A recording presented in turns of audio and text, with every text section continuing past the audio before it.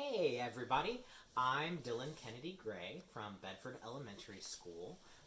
In my day job, I'm a behavioral para, which means that I help kids learn how to interact with each other and help them when they're having problems in class with their behaviors. But right now, with the school closure, I'm not able to do that. So I thought it'd be really great if we did a read-along. So we're going to call this Sunset Storytime.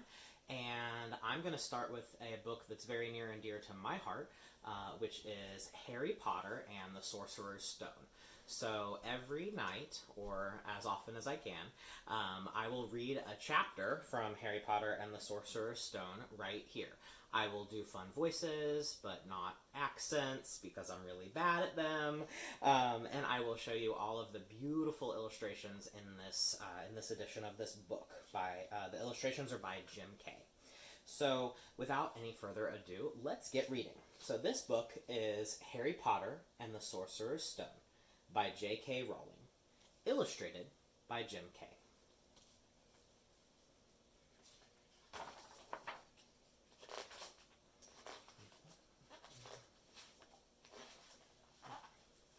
Chapter 1 is called The Boy Who Lived.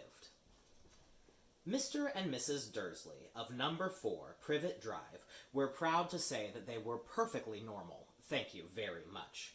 They were the last people you'd expect to be involved in anything strange or mysterious, because they just didn't hold with such nonsense. Mr. Dursley was the director of a firm called Grunnings, which made drills. He was a big, beefy man with hardly any neck, although he did have a very large mustache. Mrs. Dursley was thin and blonde, and had nearly twice the usual amount of neck, which came in very useful as she spent so much of her time craning over garden fences, spying on the neighbors. The Dursleys had a small son called Dudley, and in their opinion there was no finer boy anywhere. The Dursleys had everything they wanted, but they also had a secret, and their greatest fear was that someone would discover it. They didn't think they could bear it if anyone found out about the Potters. Mrs. Potter was Mrs. Dursley's sister, but they hadn't met for several years. In fact, Mrs. Dursley pretended she didn't have a sister, because her sister and her good-for-nothing husband were as un-Dursley-ish as it was possible to be. The Dursleys shuddered to think what the neighbors would say if the Potters arrived in the street. The Dursleys knew that the Potters had a small son, too, but they had never even seen him.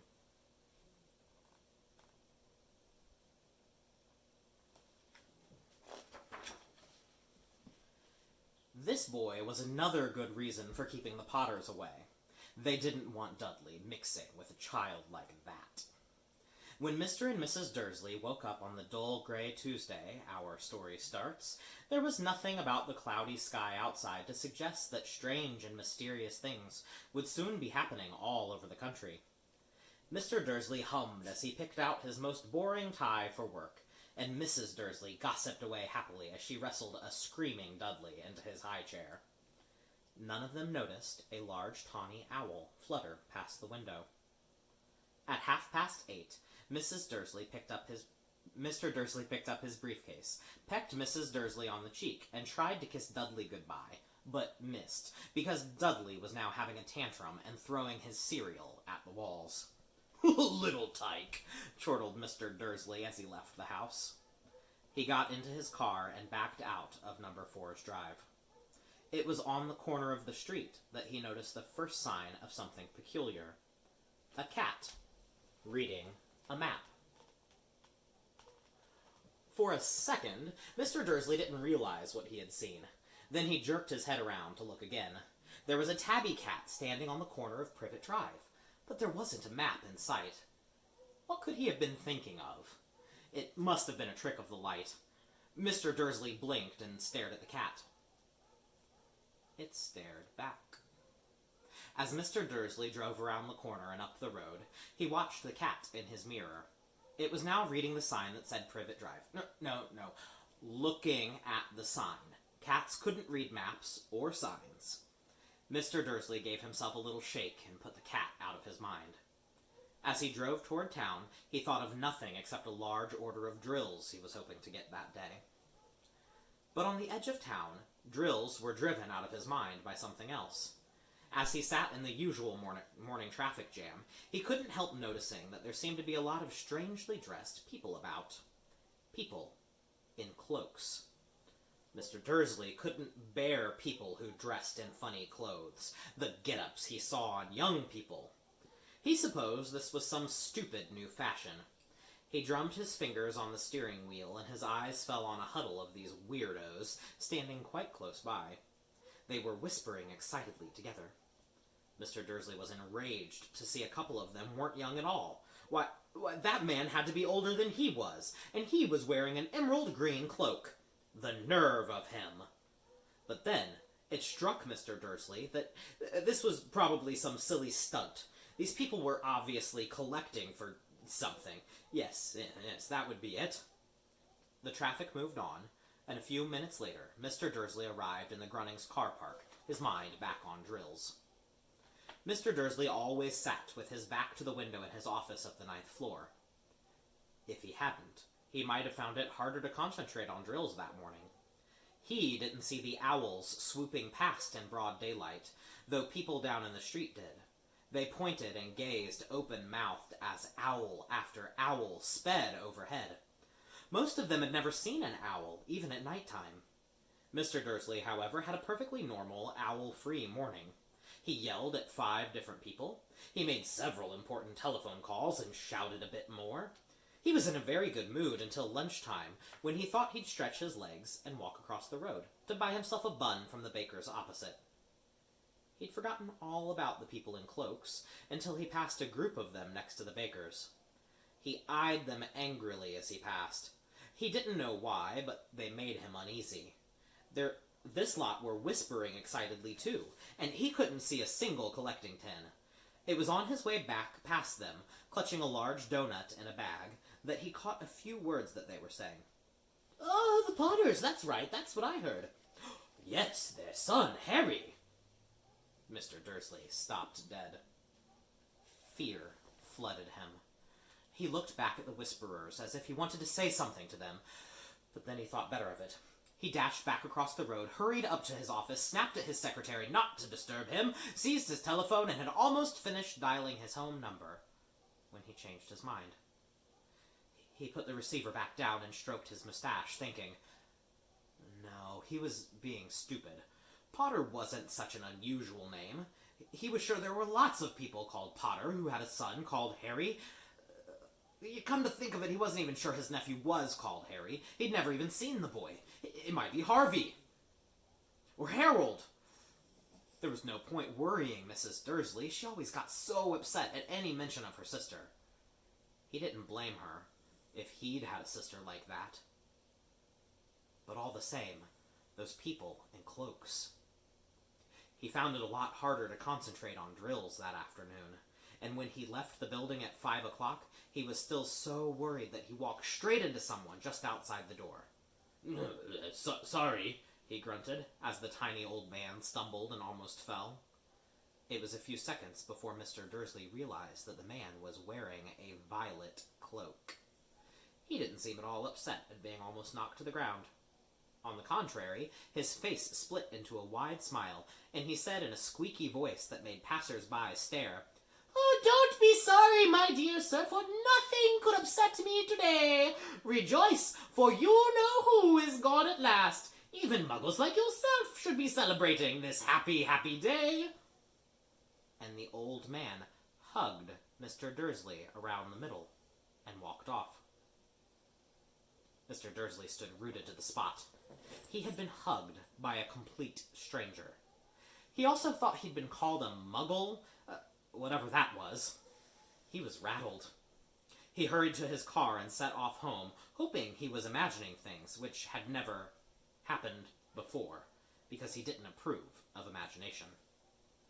As he pulled into the driveway of number 4, the first thing he saw, and it didn't improve his mood, was the tabby cat he'd spotted that morning. It was now sitting on his garden wall. He was sure it was the same one. It had the same markings around its eyes. "Shoo!" said Mr. Dursley loudly. The cat didn't move. It just gave him a stern look. Was this normal cat behavior? Mr. Dursley wondered. Trying to pull himself together, he let himself into the house. He was still determined not to mention anything to his wife. Mrs. Dursley had a nice, normal day. She told him over dinner about Mrs. Next Door's problem with her daughter and how Dudley had learned a new word. Shan't. Mr. Dursley tried to act normally. When Dudley had been put to bed, he went into the living room in time to catch the last report on the evening news. And finally, bird watchers everywhere have reported the nation's owls have been behaving very unusually today. Although owls normally hunt at night and are hardly ever seen in daylight, there have been hundreds of sightings of these birds flying in every direction since sunrise. Experts are unable to explain why the owls have suddenly changed their sleeping pattern. The newsreader allowed himself a grin. Most mysterious. And now, over to Jim McGuffin with the weather. Gonna be any more showers of owls tonight, Jim? Well, Ted, said the weatherman, I don't know about that, but it's not only the owls that have been acting oddly today. Viewers as far apart as Kent, Yorkshire, and Dundee have been phoning in to tell me that instead of the rain I promised yesterday, they've had a downpour of shooting stars. Perhaps people have been celebrating bonfire night early. It's not until next week, folks, but I can promise a wet night tonight.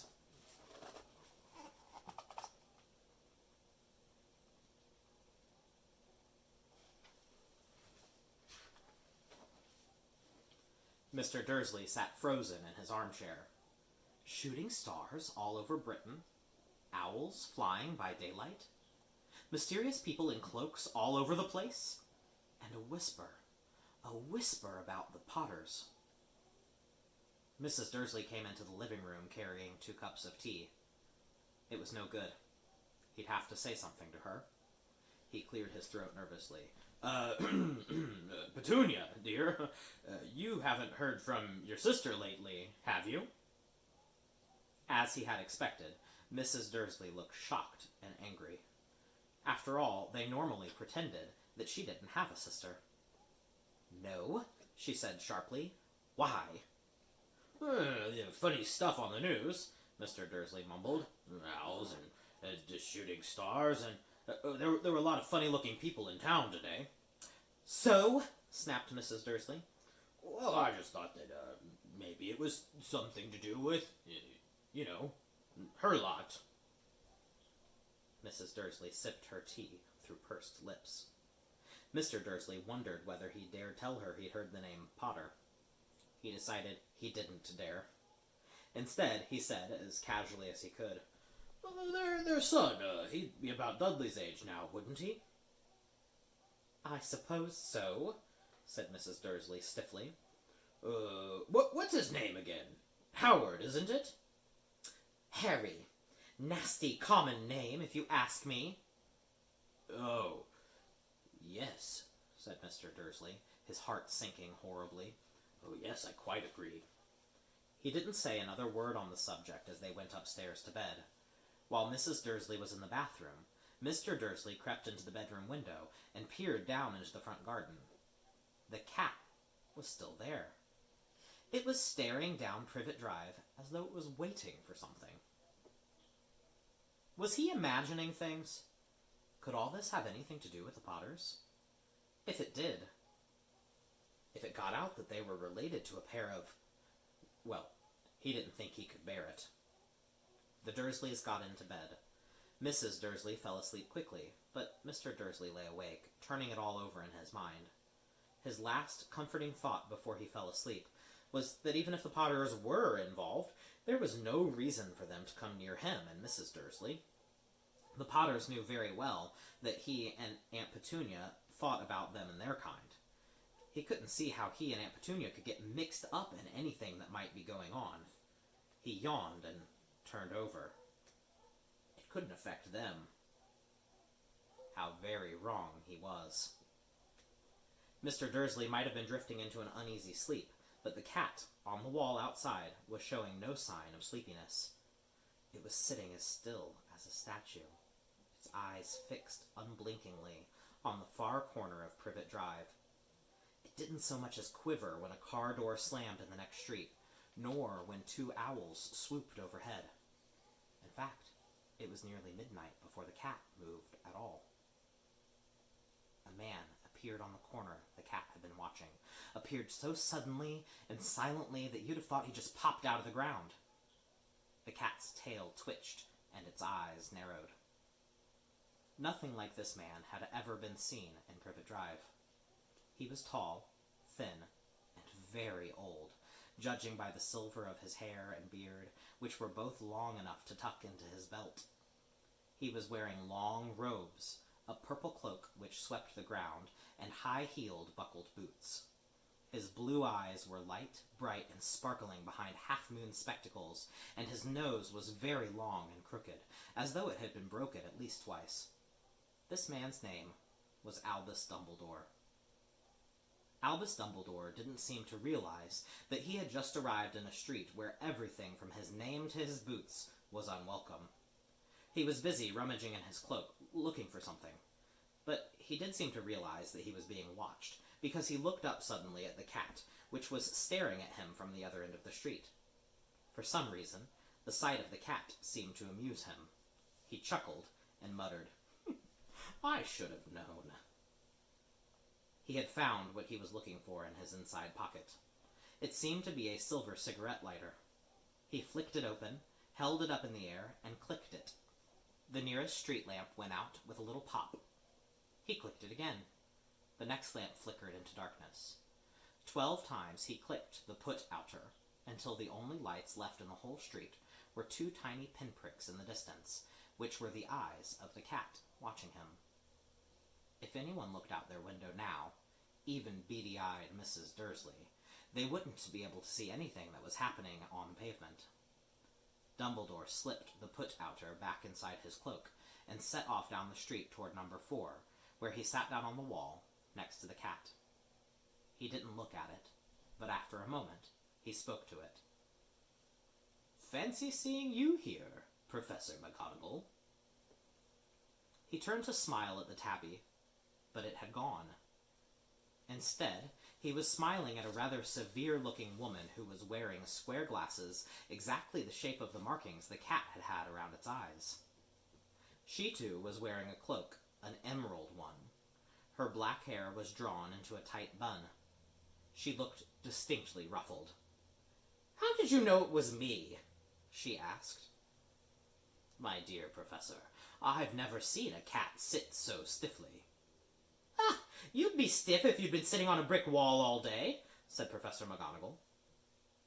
"All day? When you could have been celebrating? I must have passed a dozen feasts and parties on my way here." Professor McGonagall sniffed angrily. "Oh, yes, everyone's celebrating all right," she said impatiently. "You'd think they'd be a bit more careful, but no. Even the Muggles have noticed something going on. It was on their news." She jerked her head back at the Dursleys' dark living room window. "I heard it. Flocks of owls. Shooting stars. Well, they're not completely stupid. They were bound to notice something. Shooting stars down in Kent. I bet that was Daedalus Diggle. He never had much sense." "Oh, you can't blame them," said Dumbledore gently. "We've had precious little to celebrate for 11 years. "I know that," said Professor McGonagall irritably. "But that's no reason to lose our heads.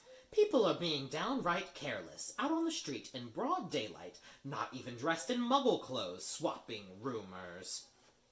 She threw a sharp, sideways glance at Dumbledore here, as though hoping he wasn't going to tell her something. He didn't, so she went on. "A fine thing it would be if, on the very day you-know-who seems to have disappeared at last, the Muggles found out about us all."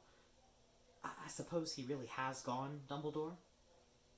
"It certainly seems so," said Dumbledore. "We have much to be thankful for.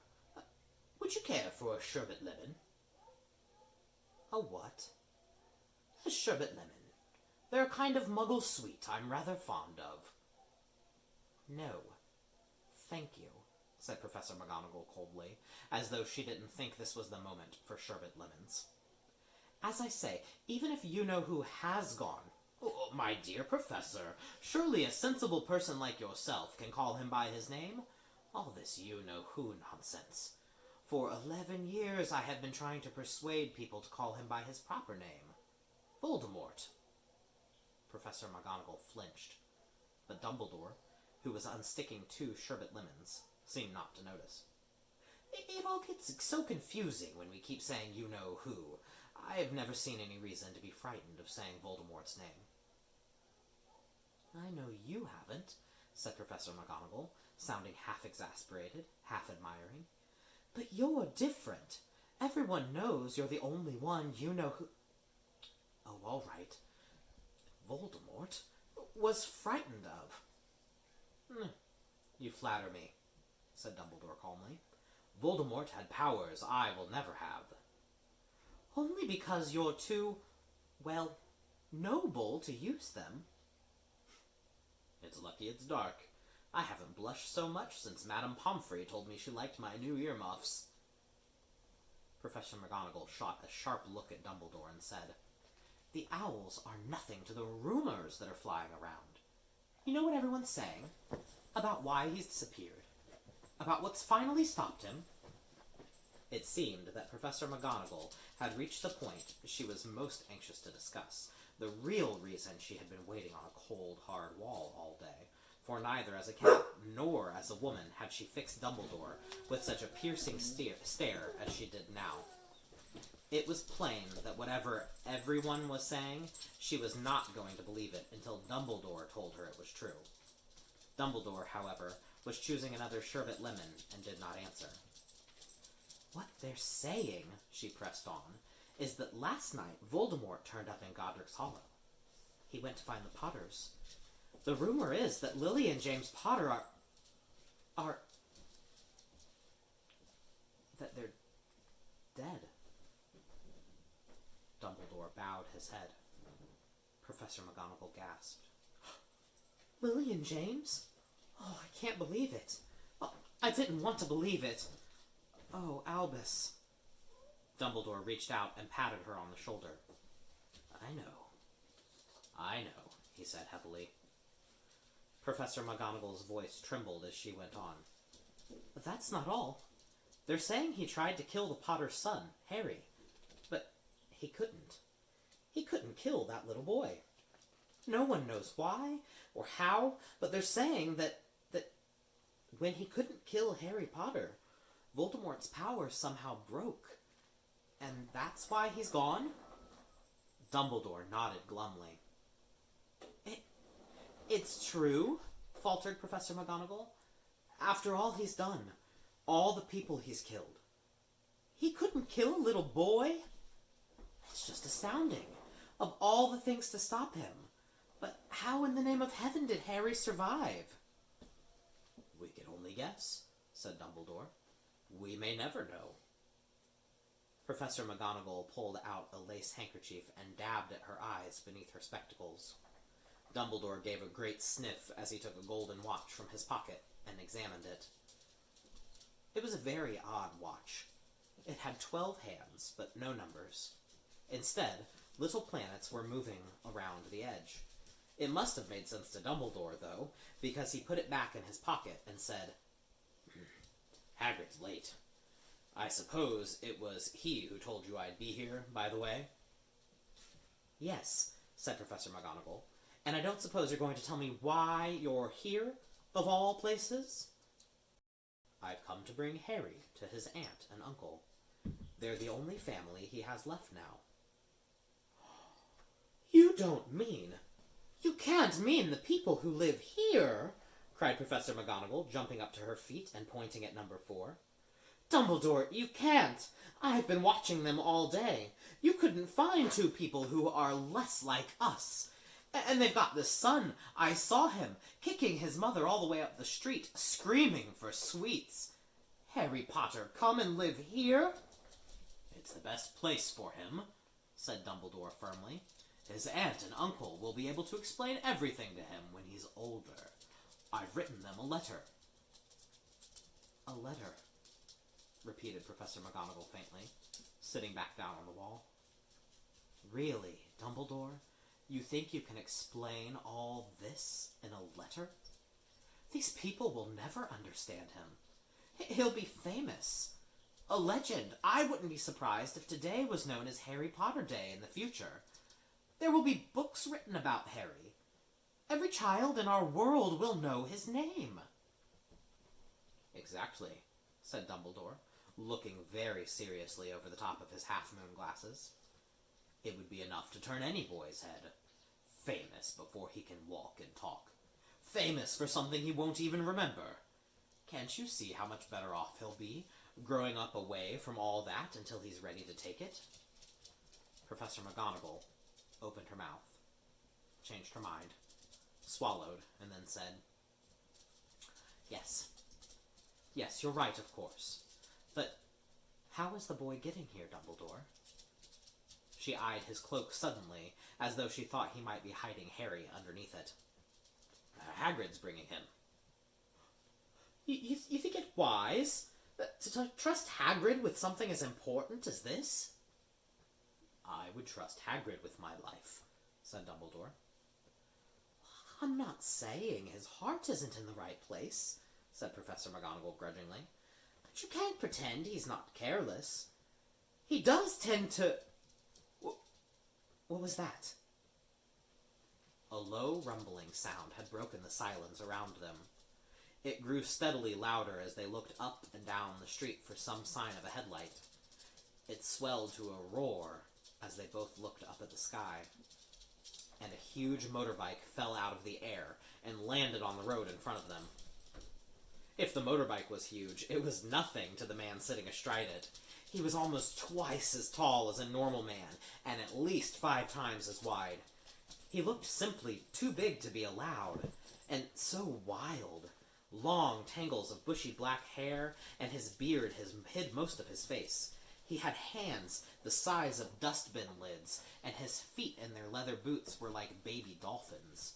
In his vast, muscular arms, he was holding a bundle of blankets. "Hagrid," said Dumbledore, sounding relieved. "At last. And where did you get that motorbike?" "I borrowed it, Professor Dumbledore, sir," said the giant, climbing carefully off the motorbike as he spoke. "Young Sirius Black lent it to me. I've got him, sir." "No problems, were there?" "No, sir. House was almost destroyed, but I got him out all right, before the Muggles started swarming around. He fell asleep as we was flying over Bristol." Dumbledore and Professor McGonagall bent forward over the bundle of blankets. Inside, just visible, was a baby boy, fast asleep. Under a tuft of jet-black hair over his forehead, they could see a curiously shaped cut, like a bolt of lightning. "Is that where?"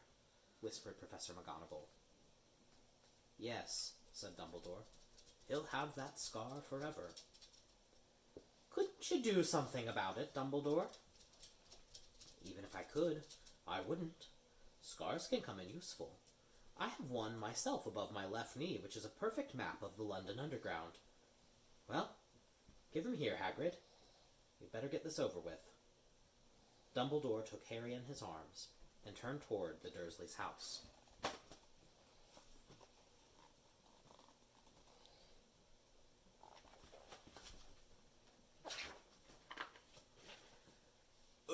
Could I say goodbye to him, sir?" asked Hagrid. He bent his great shaggy head over Harry and gave him what must have been a very scratchy, whiskery kiss. Then, suddenly, Hagrid let out a howl like a wounded dog. "Shh!" hissed Professor McGonagall. "You'll wake the Muggles." "Sorry," sobbed Hagrid, taking out a large spotted handkerchief and burying his face in it. But I can't stand it. Lily and James dead, and poor Harry off to live with Muggles." Yes, it's all very sad, but get a grip on yourself, Hagrid, or we'll be found," Professor McGonagall whispered, patting Hagrid gingerly on the arm as Dumbledore stepped over the low garden wall and walked to the front door. He laid Harry gently on the doorstep, took a letter out of his cloak, tucked it inside Harry's blankets, and then came back to the other two. For a full minute, the 3 of them stood and looked at the little bundle.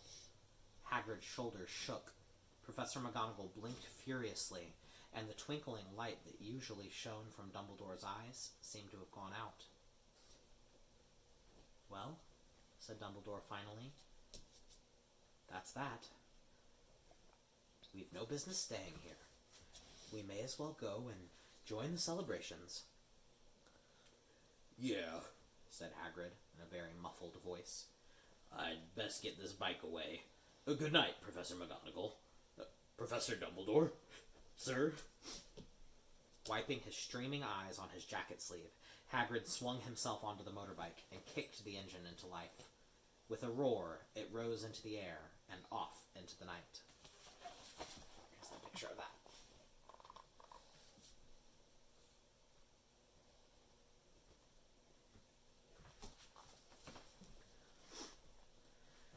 "I shall see you soon, I expect, Professor McGonagall," said Dumbledore, nodding to her.